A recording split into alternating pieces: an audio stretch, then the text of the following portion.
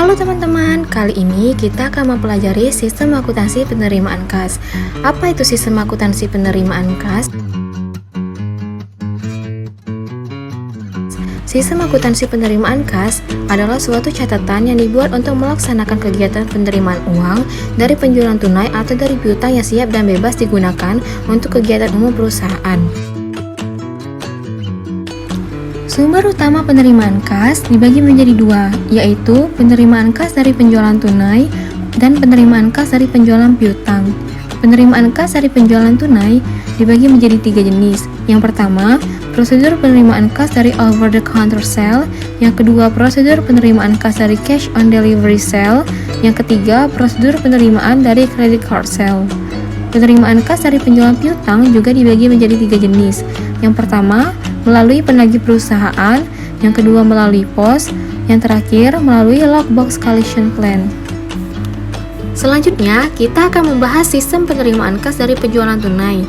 Penjualan tunai dilaksanakan oleh perusahaan dengan cara mewajibkan pembeli melakukan pembayaran harga barang lebih dahulu sebelum barang diserahkan oleh perusahaan kepada pembeli. Perusahaan yang sering menggunakan sistem penerimaan kas secara tunai ini adalah perusahaan dagang. Kas dalam bentuk tunai harus segera disetor ke bank, dan juga penerimaan kas penjualan tunai biasanya dilakukan dengan menggunakan kartu kredit atau nominal uang. Apa saja fungsi-fungsi yang terkait? Fungsi-fungsi yang terkait dibagi menjadi 5, yaitu fungsi penjualan, fungsi kas, fungsi gudang, fungsi pengiriman, serta fungsi akuntansi. Dokumen yang digunakan yaitu faktur penjualan tunai, pita register kas, bukti setor bank, rekapitulasi harga pokok penjualan, bukti memorial, bill of lading, cek yang diterima dari pembeli, serta credit card sales slip. Catatan yang digunakan yaitu jurnal penjualan, jurnal penerimaan kas, jurnal umum, kartu persediaan, serta kartu gudang.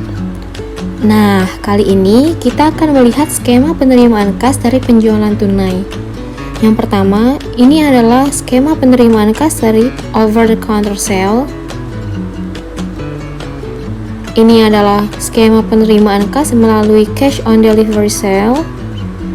Dan yang terakhir, ini merupakan skema penerimaan kas dari credit card sale.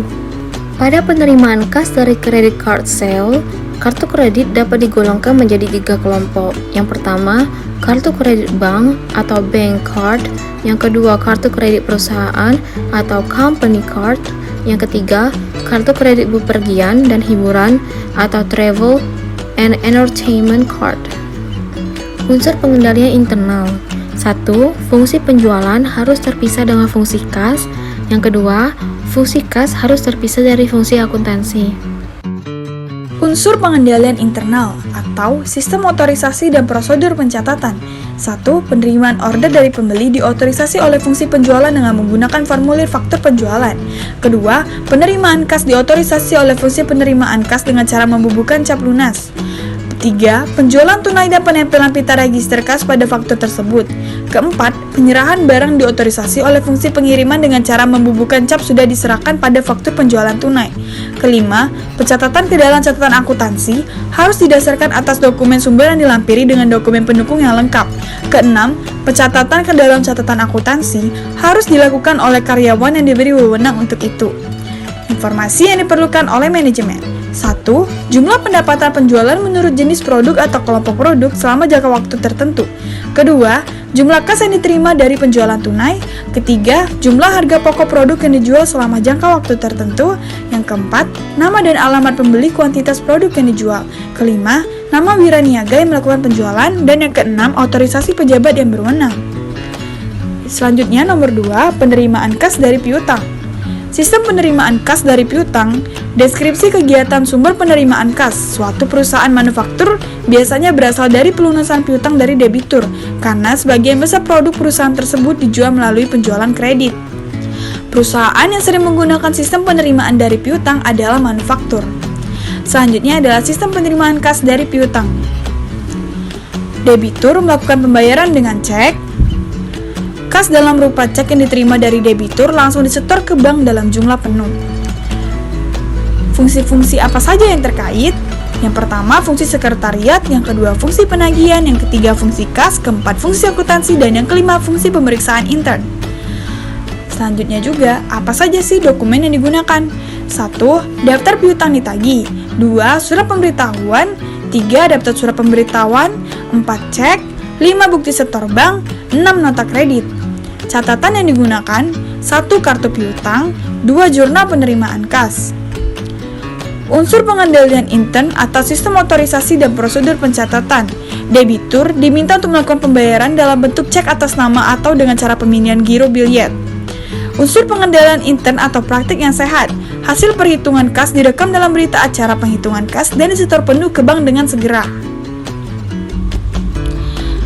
Cara penerimaan kas dari piutang: 1. Melalui penagih perusahaan.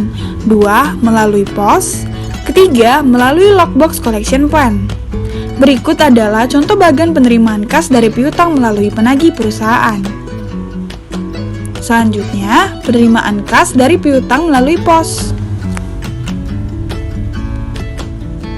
Dan yang terakhir, penerimaan kas dari piutang melalui lockbox collection plan.